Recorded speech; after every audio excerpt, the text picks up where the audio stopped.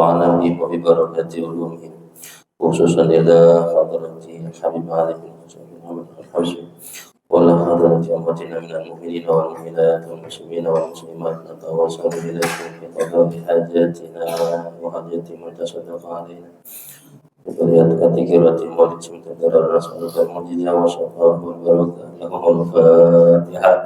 أعوذ بالله من الشيطان الرجيم. بسم الله الرحمن الرحيم.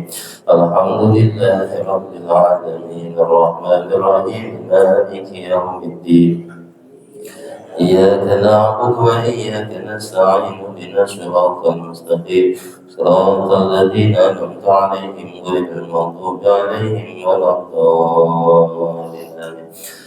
يا ربي صل على محمد يا ربي صل عليه وسلم. يا ربي صل على يا ربي صل عليه وسلم. يا ربي صل على محمد أشرف بدر في الكون أشرار. يا ربي صل على محمد يا ربي صل عليه وسلم. يا ربي صل على محمد أكرم داعي يدعو إلى الحق. يا ربي صل على محمد يا ربي صل عليه وسلم. يا ربي صل على محمد المصطفى الصادق المصدق. يا ربي صل على يا ربي صل عليه وسلم. يا ربي صل على محمد أهل الورى منطقا وأسلام.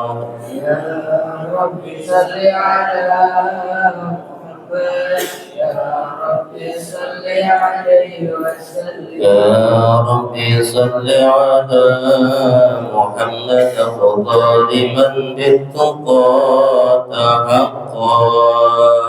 يا ربي صل على محمد يا ربي صل عليه وسلم.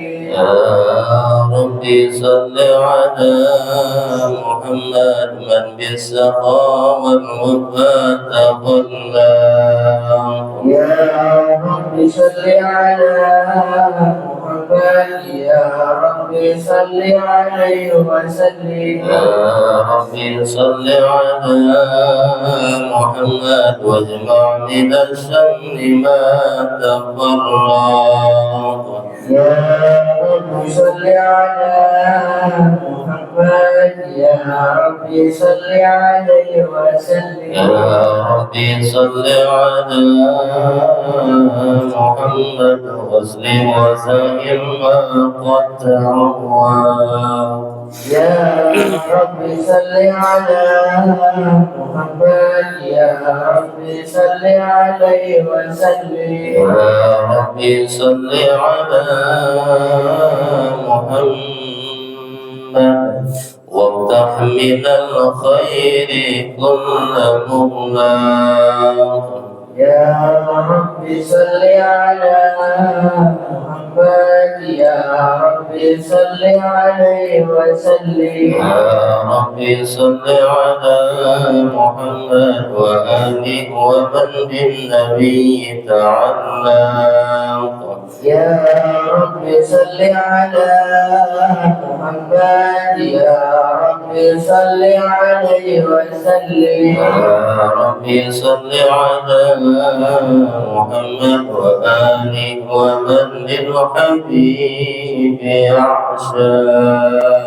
يا ربي صل على محمد يا ربي صل عليه وسلم. يا ربي صل على محمد ومن بحبل النبي توسق. يا رب صل على محمد يا رب صل عليه وسلم يا رب صل على محمد يا رب صل عليه وسلم يا رب صل على محمد يا رب صل عليه وسلم اللهم صل وسلم وبارك عليه وعلى آله بسم الله الرحمن الرحيم إنا فتحنا لك فتحا مبينا ليغفر لك الله ما تقدم من ذنبك وما تأخر ويتم نعمته عليك ويهديك صراطا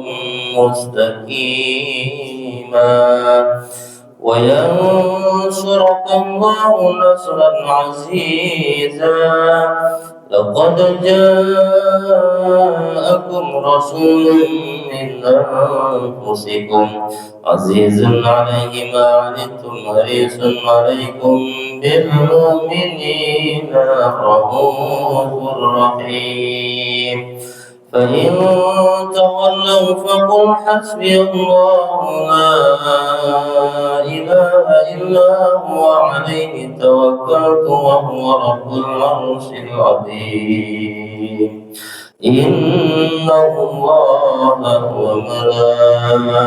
وملائكته يصلون على النبي يا أيها الذين آمنوا صلوا عليه وسلموا تسليما اللهم صل وسلم وبارك عليه وعلى آله اللهم صل وسلم وبارك عليه وعلى آله بسم الله الرحمن الرحيم الحمد لله القوي سلطان والواضح برهان والمبسوط في الوجود كرام وإحسان تعالى مجده وعظم شأنه خلق الخلق لحكمة وقع عليها علما وبسط لهم من فائد المنة ما جرت به في أقداره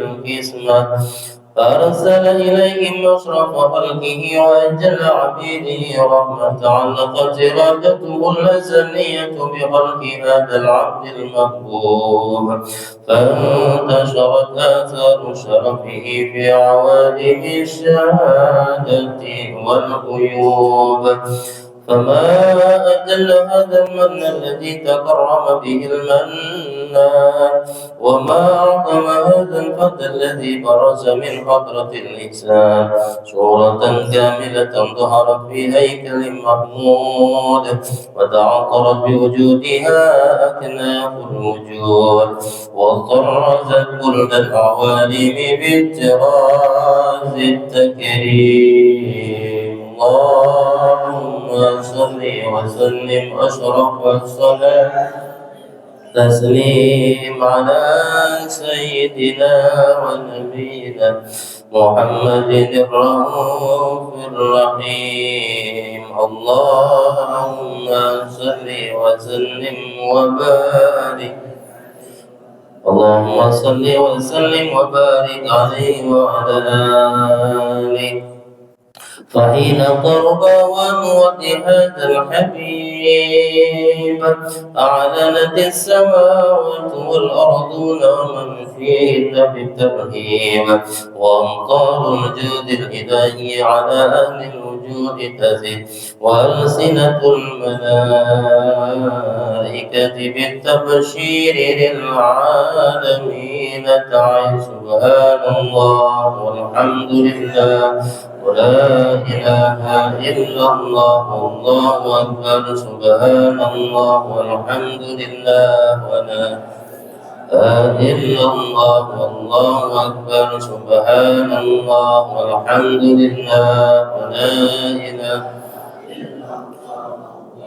والقدرة كشفت كلا هذا المستور يبرز نوره كاملا في عالم الظهور نورا فاق كل نور وأنفذ الحق حكم على من أتم الله عليه النعم من غواش الأمة أن يفضل عن وجه أمة تأنيسا لجنابها المسعود ومشاركة لها في هذا السباق الممدود وحضرت بتوفيق الله سيدة مريم وسيدة آسيا ومعهما من الحور العين من قسم الله له من الشرف بالقسمة الوافية فأتى الوقت الذي رتب الله على حضوره وجود هذا المولود فانطلق سبل الكمال من النور عن عمود وبرز الحامد المحمود مذعنا لله بالتعظيم والسجود صلى الله على محمد يا ربي صل عليه وسلم صل على محمد يا ربي صل عليه وسلم يا ربي صل على محمد يا ربي صل عليه وسلم اللهم صل وسلم وبارك عليه وعلى آله بسم الله الرحمن الرحيم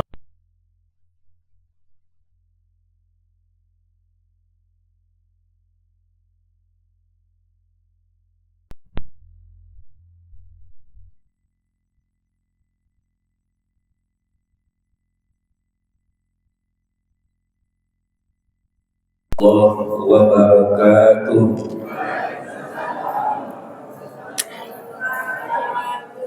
Bismillahirrahmanirrahim. Alhamdulillah alladzi an'ama 'alaina bi ni'matil iman wal islam wa kafa bihima min ni'mah. Wassalatu wassalamu 'alan nabiyil huda war rahmah Sayyidina wa nabiyina wa maulana Muhammadin wa ala alihi wa ashabihi wa man tabi'ahum ila yaumil qiyamah. Amma ba'du fa subhanaka la ilma lana illa ma 'allamtana innaka antal alimul hakim. Rabbi shrah li sadri wa yassir li amri wahlul 'uqdatam min lisani yafqahu qawli. Allahumma ij'al majalisana khalisatan liwajhikal karim.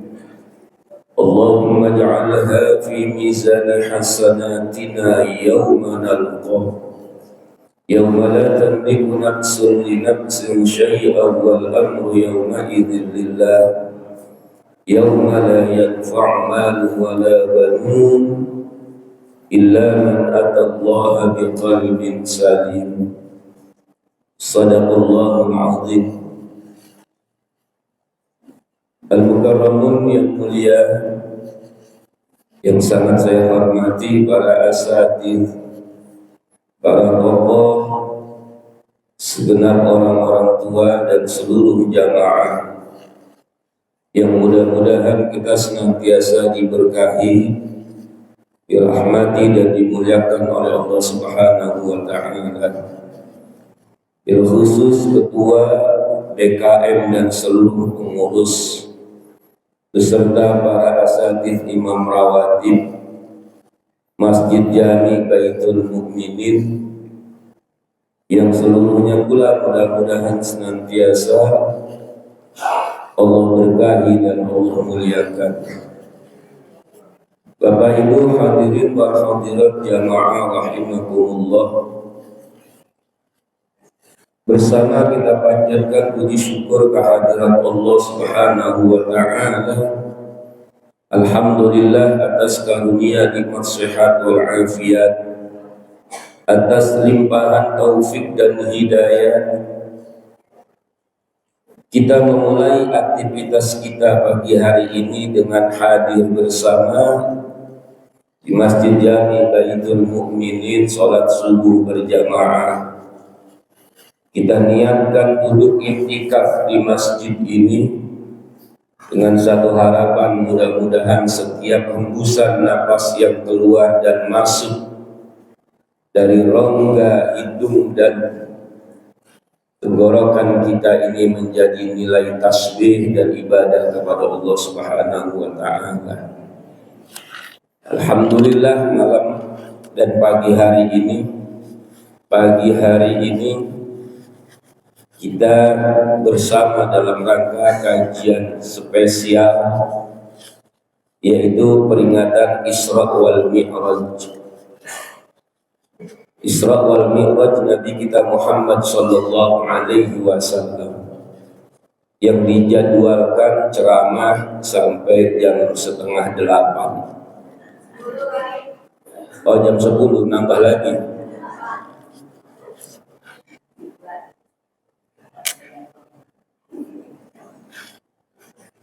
Tapi karena Isra dan Mi'raj perjalanannya singkat, maka ceramahnya juga gak boleh lama-lama, singkat-singkat aja. Setuju begitu Ibu? Ikan sepat, ikan gabus dibawa dari kampung rambutan. Ceramah pagi lebih cepat, lebih bagus, karena kaki udah pada kesemutan. Ya, yang kesemutan ganti posisi duduk gak apa-apa. Duduk iftirash tahiyat awal. Kalau belum selesai juga duduk tawarruk tahiyat akhir. Duduk tahiyat awal namanya iftirash. Duduk tahiyat akhir namanya tawarruk. Belum selesai juga selonjoran, belonjor kata orang Betawi. Udah belonjor belum juga kelar, nyari dah senderan tiang. Asal jangan becir pulang. Ntar sampai selesai doa, kita makan-makan di rumah masing-masing. Peristiwa Isra dan Mi'raj ini harus dipersiapkan untuk menerimanya dengan menggunakan iman kepada Allah. Jadi kita iman dulu kepada Quran. Ini kita yakin gak di Quran kalamullah? Yakin. Pasti benarnya gak apa yang diceritakan dalam Quran? Pasti. Jangan ragu-ragu.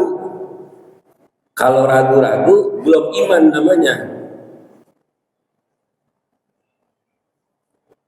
Karena nanti kisah peristiwa Isra dan Mi'raj ini kisah khariqul adat yang sangat bertentangan dan berbeda dengan adat kebiasaan, baik saat itu maupun hari ini. Maka orang yang menentang perjalanan peristiwa Isra dan Mi'raj saat itu rata-rata orang-orang kafir. Orang mukmin langsung beriman. Abu Bakar As-Siddiq radhiyallahu anhu langsung dapat gelar As-Siddiq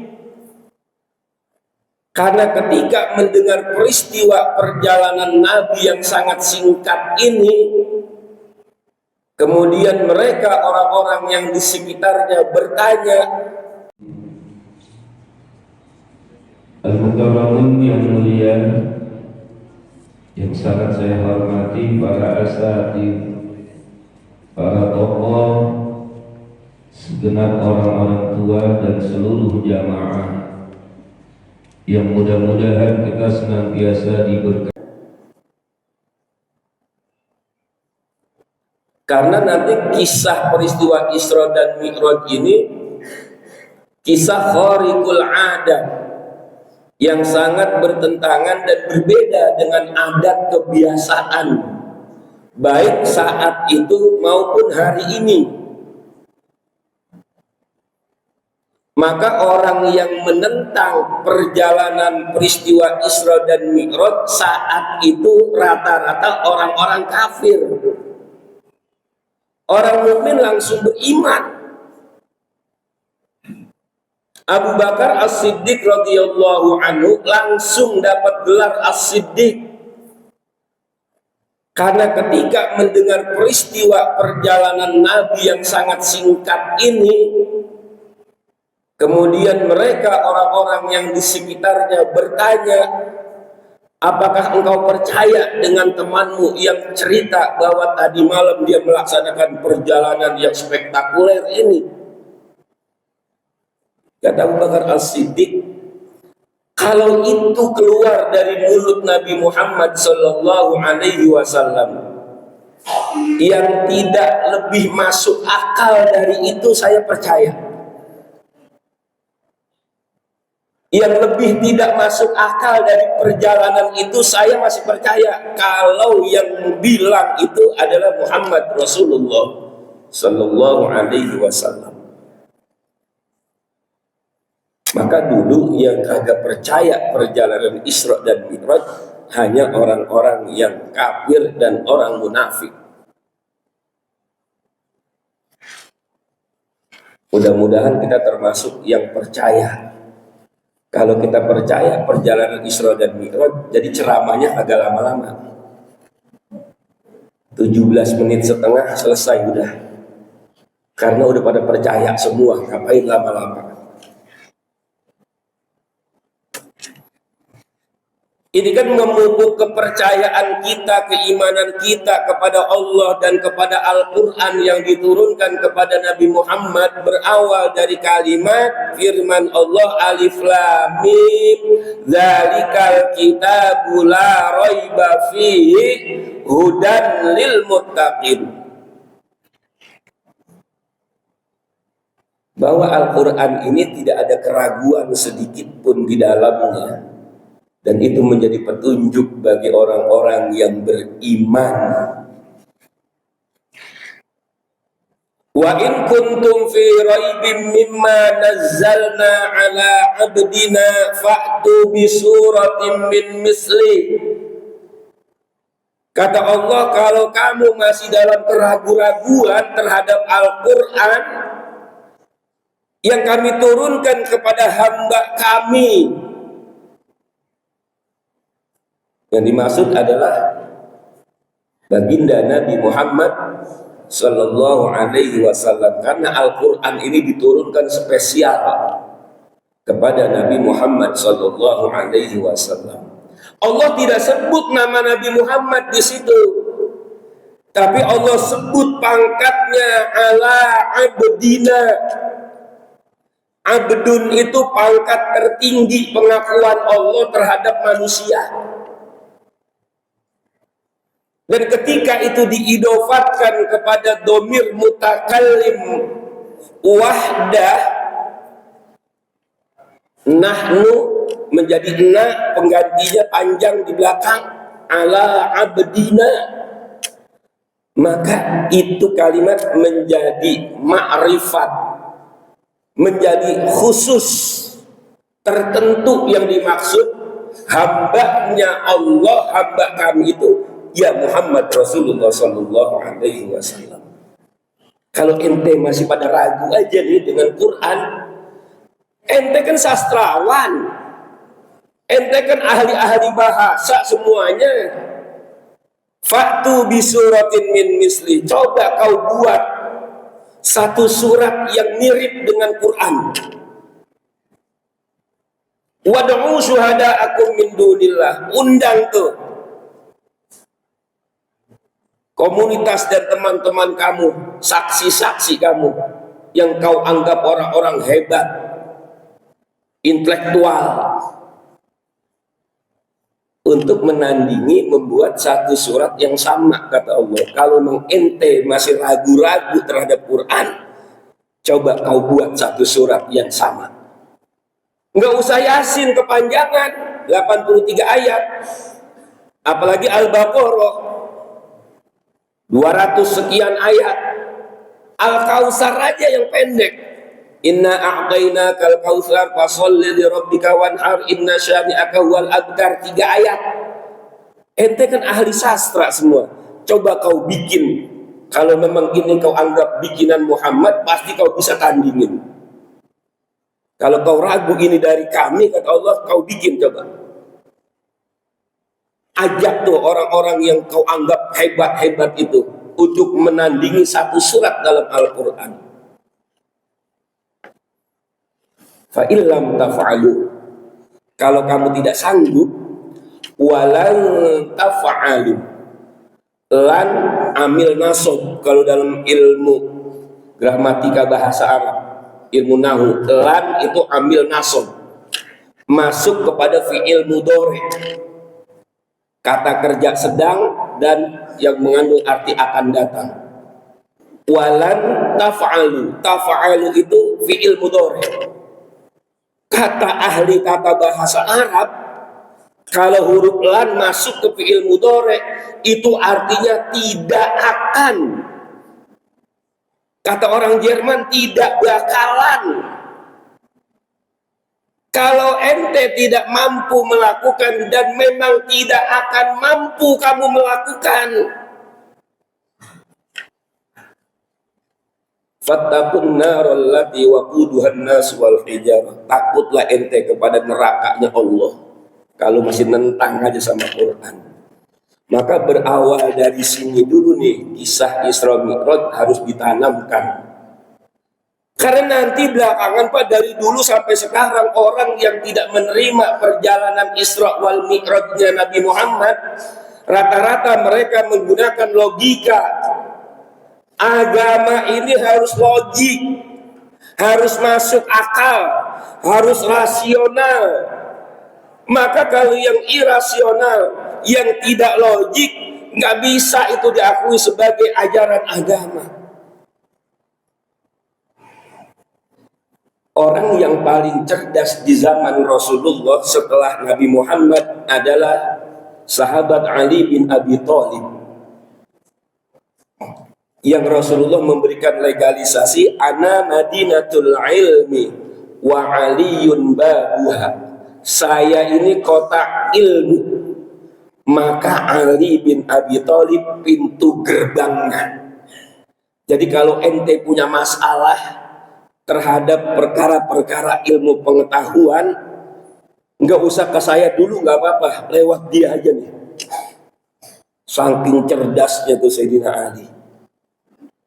Maka nanti Syekh Ibnu Hajar Al-Asqalani dalam kitab hadis Bulughul Maram ada satu bab ditulis, babu mashi alal khuffain, bab mengusap dua khuf. Khuf itu sepatu yang didesain melewati mata kaki, terbuat dari kulit, tidak tembus air dan tidak tebal. Itu dilakukan untuk perjalanan jarak jauh, baik di musim panas, kemarau, atau musim dingin. Itu sepatu yang dipakai ketika memakainya setelah bersuci. Saya mau berjalan nih pagi ini nih, dari Jakarta mau ke Surabaya. Maka habis sholat subuh, saya masih dalam keadaan punya wudhu, bersuci, saya pakai itu, sepatu itu. Saya melakukan perjalanan, nanti zuhur mampir di Cirebon. Ketika saya sholat di Cirebon, saya dapat dispensasi. Yang pertama, sholatnya boleh saya kosor, diskon 50%. Sholat yang 4 rakaat cukup dikerjakan 2 rakaat saja. Itu namanya dispensasi hukum, rukhsah fil Islam, keringanan hukum dalam agama. Perjalanan jauh, perjalanannya bukan untuk maksiat, maka boleh mendapatkan dispensasi khusus. Sholat yang 4 rakaat kerjakan 2, namanya diskon 50%. Dan sholat yang waktunya sudah masing-masing boleh di merger, boleh digabung. Zohor di merger dengan asar, atau sebaliknya asar ke zohor, maghrib ke isya, atau isya ke maghrib. Ada jamak takdim, ada jamak takhir namanya. Maka ketika saya wudu, membasuh wajah, membasuh kedua tangan, mengusap kepala, ketika membasuh kaki saya nggak usah copotin itu sepatu, cukup saya usap bagian atasnya.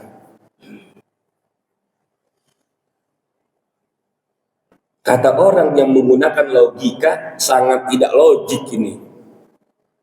Kan sepatu yang kotor telapakannya, kenapa giliran uduk yang diusap atasnya, bukan bawahnya yang dicuci?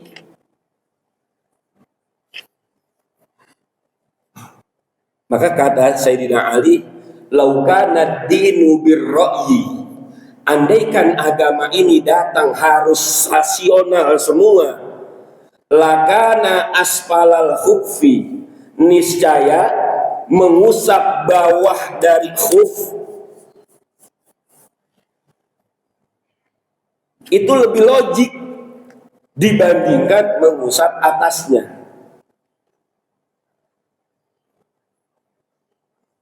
Wa kana sallallahu alaihi wasallam yamsahul khuffa a'lahu, tapi Rasulullah sallallahu alaihi wasallam mengusap khuf itu bukan bawahnya tapi atasnya. Maka kita ikut itu walaupun tidak logik. Jadi agama ini tidak selalu harus rasional. Apalagi sekelas dan seajib perjalanan Isra wal Mi'raj, 3 alam tembus Pak. Alam nasut, alam malakut, alam lahut, alam kemanusiaan, dari Masjidil Haram Mekah ke Masjidil Aqsa Palestina, menuju alam malakut, alamnya para malaikat 7 lapis langit, menuju alam kekuasaan Allah, Sidratil Muntaha, Rafrafil Akhdar, Mustawa, sampai ke Arsy sana. Yang malaikat aja nggak berani ke sana. Seluas mana perjalanan dan luasnya alam semesta itu? Kalau kita baca ayat kursi, nanti ada tuh di tengah-tengah, wasi'a kursiyyuhu samawati wal arda wa la yabuduhu hifzuhuma wa huwal aliyyul azim. Wasi'a kursi, luasnya kursinya Allah yang Allah bikin tuh, as-samawati wal ard, seluas 7 lapis langit dan bumi. Jangan ketika kita baca surah atau ayat kursi, kita ngebayangin kursi di rumah kita. Wasi'a kursiyyuhu samawati wal ard. Samawat itu jamak dari sama. As-sama tunggal mufrad, samawat itu jamak berarti menunjukkan banyak langitnya. Yang kita kenal 7 lapis langit. Jangan ngebayangin 7 lapis langit kayak lapis legit. Lapis 1, lapis 2, lapis 3, lapis 4. Yang lapisan pertama saja yang ditutup dengan galaksi yang berisikan miliaran planet, yang satu planet kadang-kadang sama dengan bumi, kadang-kadang lebih besar dari bumi menurut penelitian para ilmuwan. Itu saja belum kelar-kelar, dari dulu sampai gini hari diteliti. Belum naik langit 2, langit 3, langit 4 sampai mustawa sana. Belum selesai Pak. Maka kata paman saya, mamang saya manggilnya, waktu dia bikin syair tuh, dia bilang begini, ilmumu bagai setetes air di lautan, kalau dibandingkan dengan kepandaian Tuhan. Mamang Haji Oma Irama.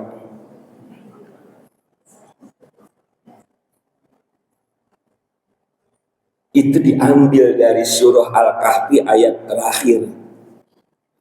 Lau kanal bahru midadan li kalimati rabbi lanafidal bahru qabla an tanfada kalimatu rabbi walau ji'na bimislihi madada. Lau kanal bahru, andaikan semua lautan yang ada di dunia ini yang menurut kacamata dan penelitian para ilmuwan lebih luas lautan dibandingkan daratan, itu seluruh isi airnya dijadikan tinta dan semua pepohonan yang ada di dunia ini dijadikan pena alat menulisnya. Kering itu seluruh lautan yang ada di dunia, ditambah lagi 7 lautan yang sama, jangan 1, 7 kali lipat begitu. Qabla an tanfada kalimatu rabbi, itu sebelum selesai ilmu Allah ditulis oleh manusia. Padahal tintanya udah berlaut-lautan.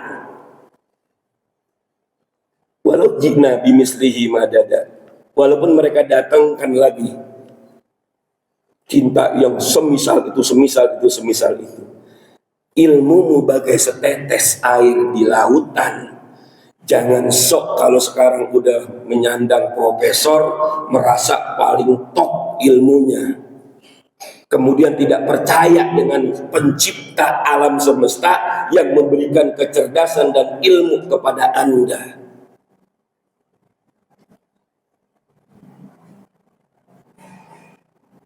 Maka nanti kenapa harus begini dulu?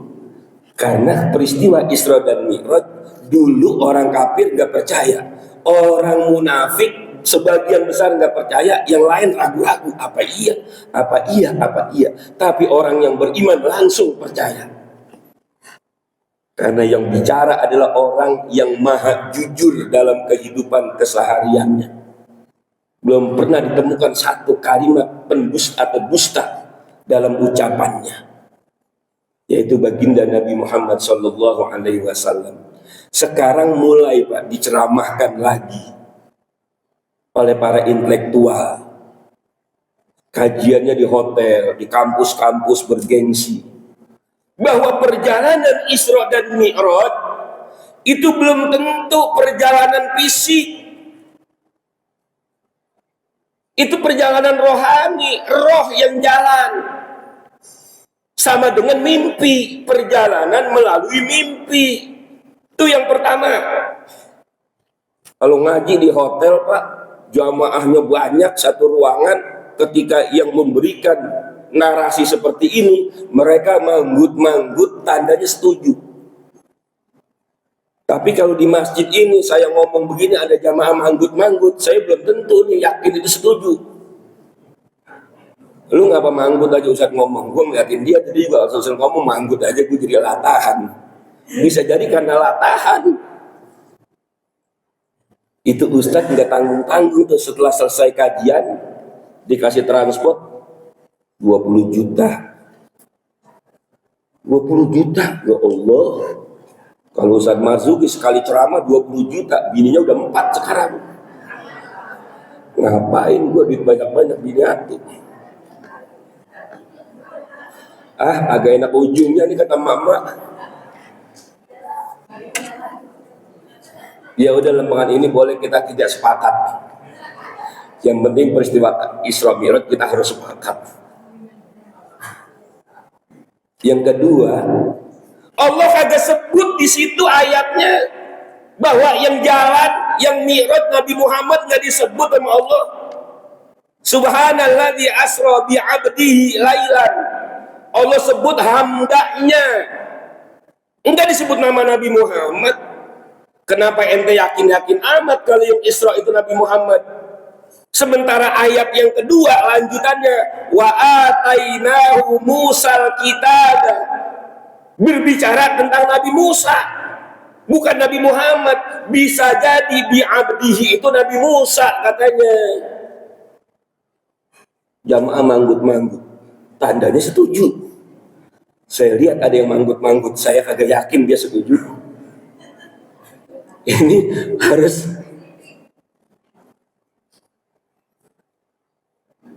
kita Kita jawab sekarang melalui nalar para ulama. Oke, kalau ente mau main logika, kita main logika. Kalau perjalanan fisik, Pak, mana mungkin di sana hampa udara, nggak bisa manusia menerjangnya. Kalau mimpi sangat yakin bisa mau kemana aja. Oke, siap. Ente mau mengkritisi kekuasaan Allah. Secara logika nggak mungkin ada orang tidur ratusan tahun. Coba di Perumnas Klender ada nggak yang tidur yang nggak bangun-bangun 10 tahun? Nggak ada. Karena baru seharian aja udah digeprak sama bininya. Bangun, Bang. Ngojek udah siang. Apalagi pakai main 10 tahun. Tapi Ashabul Kahfi kan Allah sebut di Quran. Allah tidurkan tuh Ashabul Kahfi. Salasu mi'atin wazdadu tis'an, 309 tahun. Apa buktinya kalau dia tidur selama itu? Ketika duit yang dia bawa lari menyelamatkan diri ke dalam goa, kemudian setelah mereka bangun, mereka tanya berapa lama kita sudah tidur di sini. Nyawab temennya, yauman, au ba'da yaum, baru 1 hari. Kata yang lain belum, baru setengah hari. Orang baru banget kok kita masuk. Sekarang kita udah pada mendusin lagi. Tapi dia ditidurkan oleh Allah 309 tahun. Apa buktinya? Ketika duit yang dia bawa ke dalam goa, kemudian dia keluar kembali untuk belanja, dan ternyata duit itu sudah jadi barang kuno, duit yang sudah tidak berlaku di zamannya.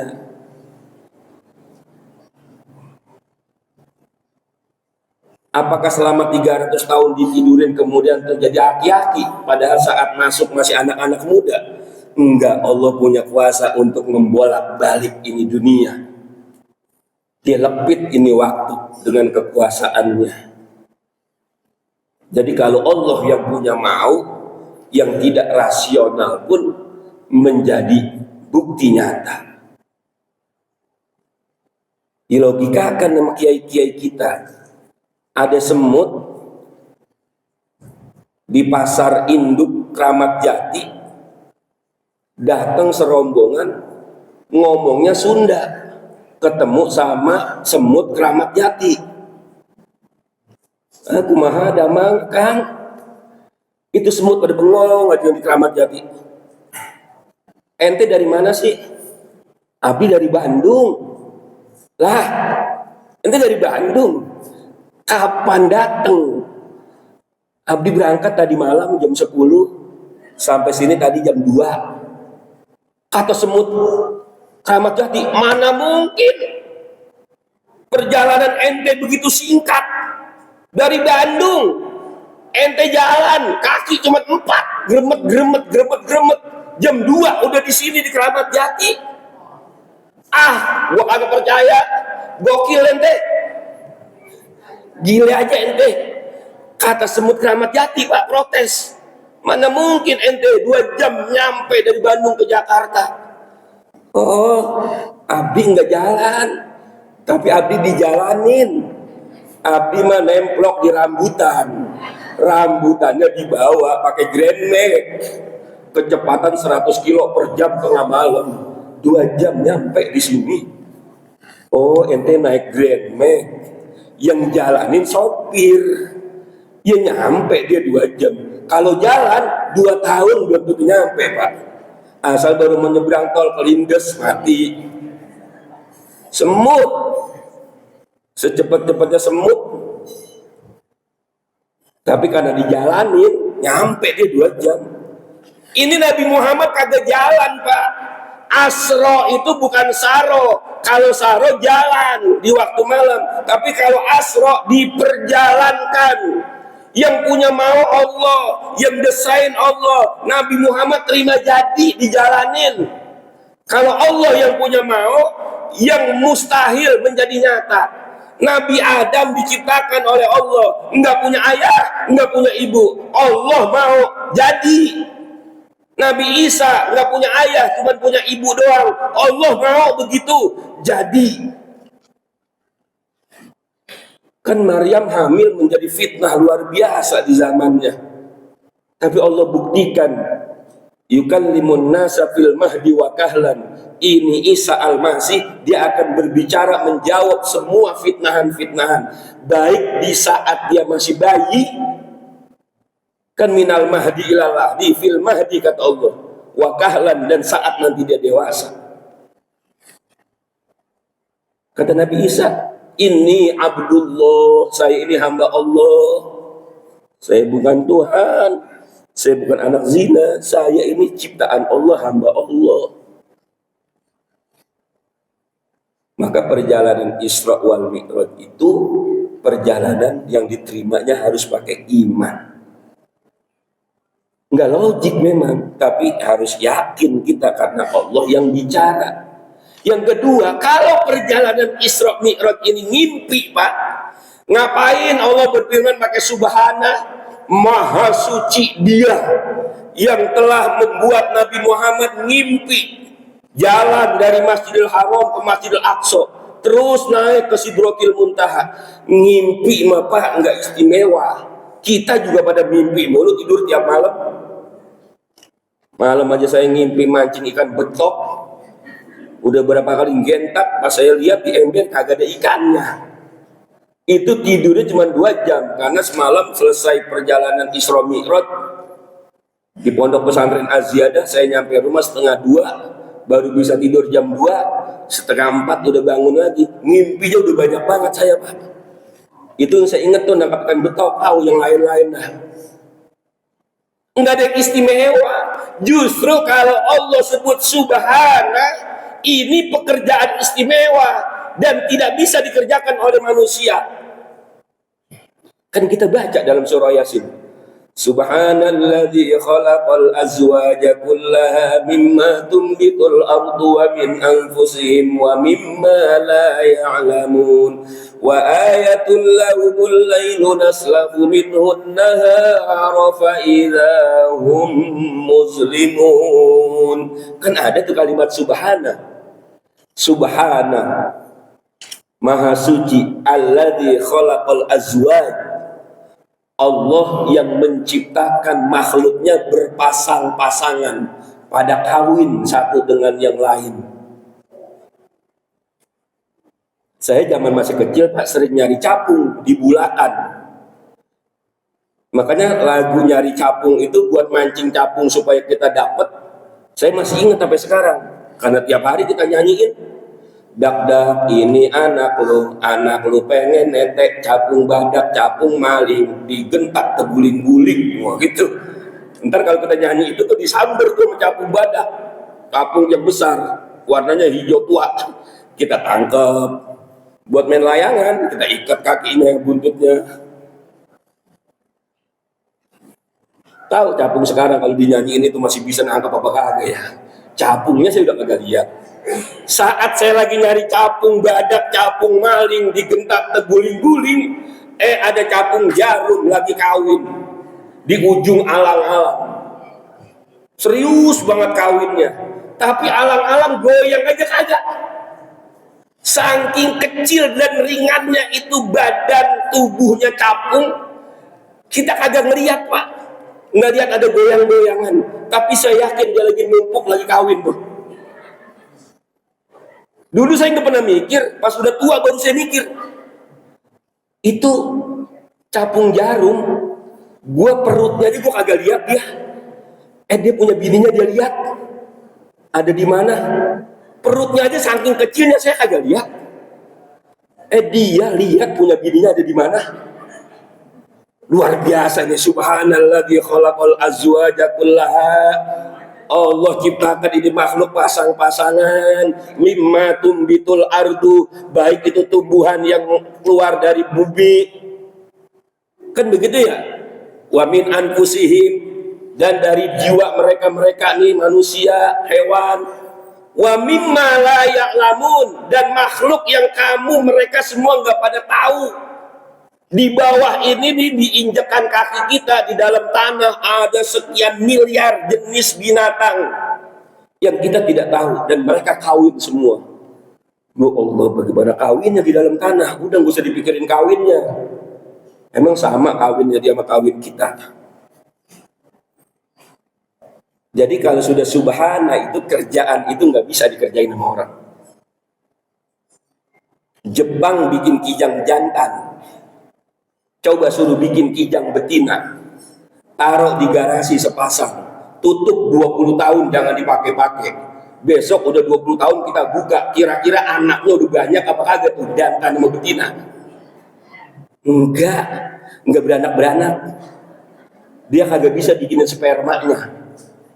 Cina yang sekarang lagi di atas angin ilmu pengetahuannya, yang bangga banget dengan pengetahuan AI-nya, artificial intelligence-nya, dia bikin robot perempuan mirip dengan perempuan, cantiknya luar biasa tuh, cantiknya robot. Maka sebagian orang udah agak mau kawin sama manusia merewel kalau jadi bini. Gue udah kasih duit berapa aja masih aja ngomel, kemudian gue kawin sama robot. Itu robot bisa gunting, dibikinin rahim, bisa beranak nanti disesar. Bangga dia, nih saya bikin robot nih, bisa mempekerjakan pekerjaan manusia 30 orang lawan satu, masih nyanggup dia nih. Maka nanti di perusahaan-perusahaan kagak butuh lagi tenaga manusia. 30 gajinya 5 juta kali 30, mendingan gue beli robot atau bisa ngerjain 30 kerjaan manusia.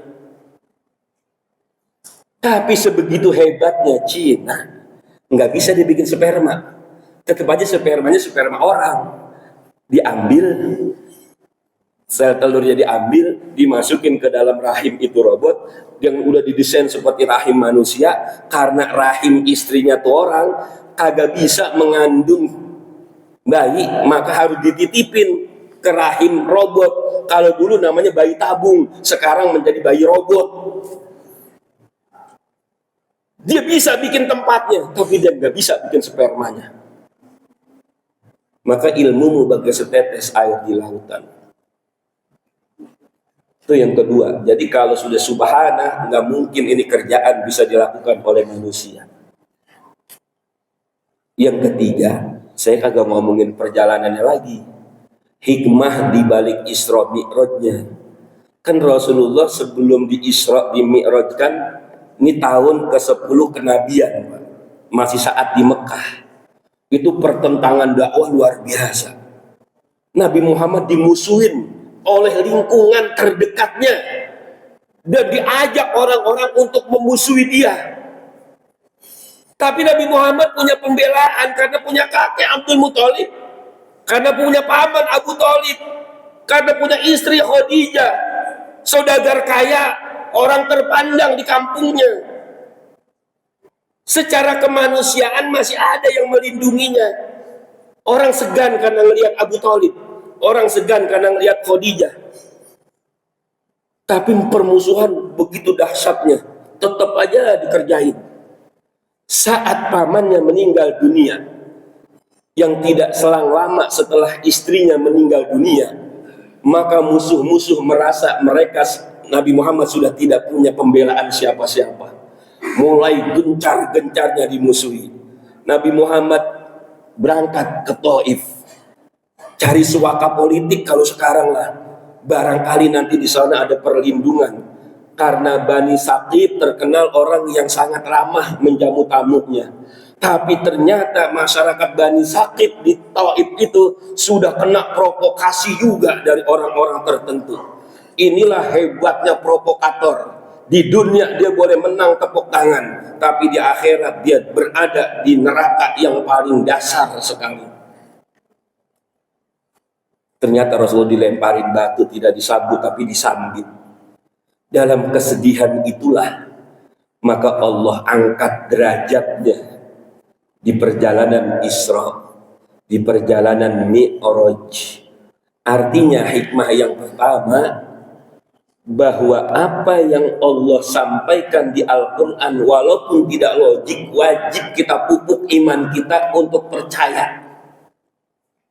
Wajib. Dan ini harus diwarisin nih iman ini kepada anak cucu kita. Jangan sampai nanti mereka mudah gonta-ganti agama lantaran dasar agamanya rapuh, tidak dapat pembekalan. Itu yang pertama. Wajib kita tanamkan akidah yang kuat. Sebagaimana Abu Bakar ketika ditanya, ente percaya nggak Muhammad Isra dan Mi'raj? Yang lebih tidak masuk akal dari itu saya percaya. Kalau itu yang menjadi Muhammad Rasulullah Sallallahu Alaihi Wasallam. Yang kedua, bahwa kita akan diuji oleh Allah. Tapi kata Nabi Muhammad, asyaddun nasi balaan al-anbiya. Ujian terberat yang Allah berikan kepada manusia diberikan kepada para nabinya. Berarti Ustadz mah kagak dahsyat ujiannya. Tapi kalau para nabi, Masya Allah, dakwah nggak ada yang ngamplopin, nggak ada yang kasih transport, nggak ada yang kasih parcel, nggak ada yang kasih makan. Justru yang kagak suka malah berbalik memusuhinya. Justru begitu yang diterimanya. Tapi Nabi berhenti jadi pendakwah? Enggak, terus aja.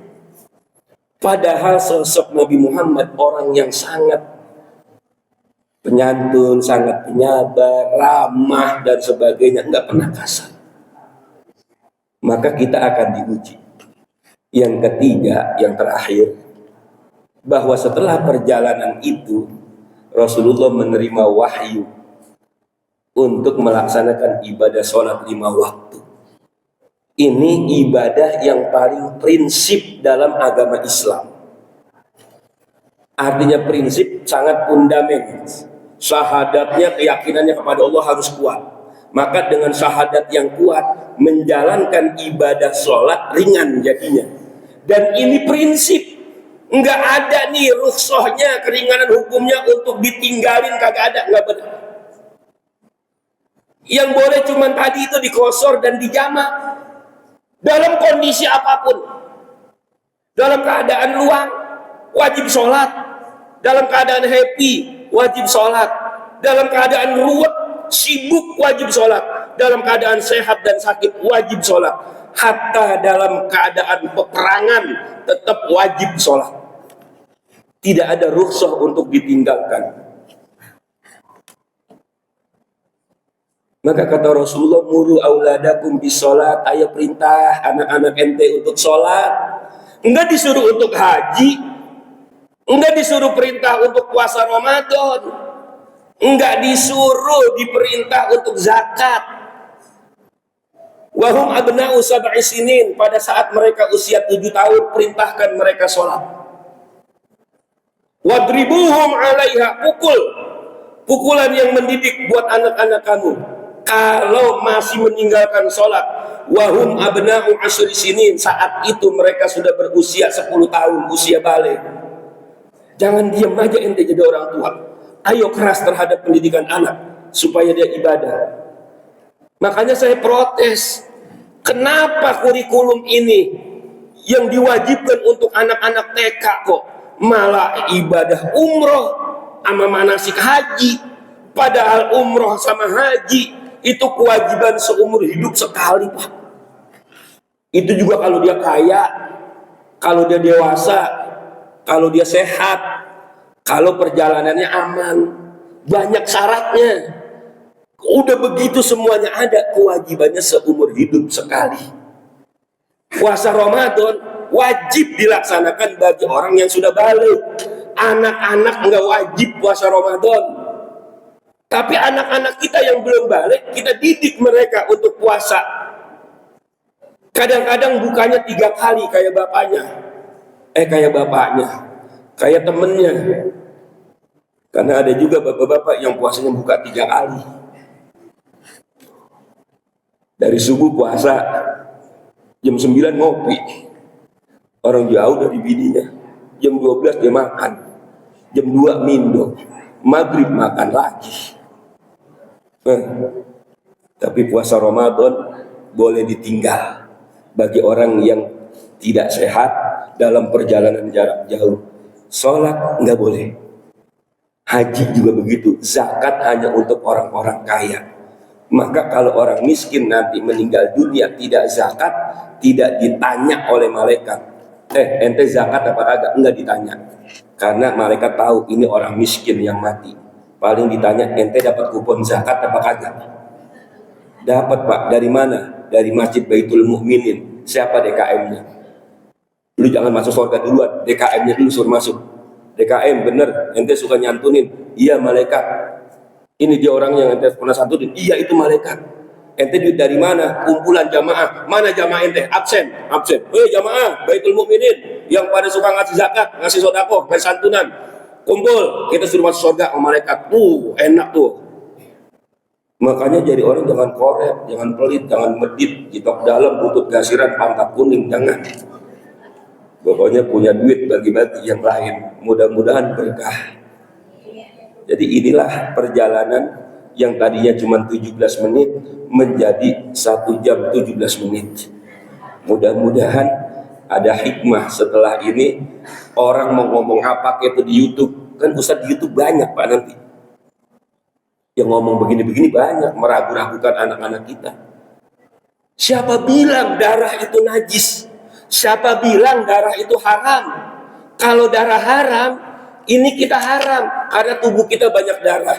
Kalau darah haram, maka daging sapi, daging kambing, daging kerbau itu haram karena daging itu terdiri dari pembuluh-pembuluh darah.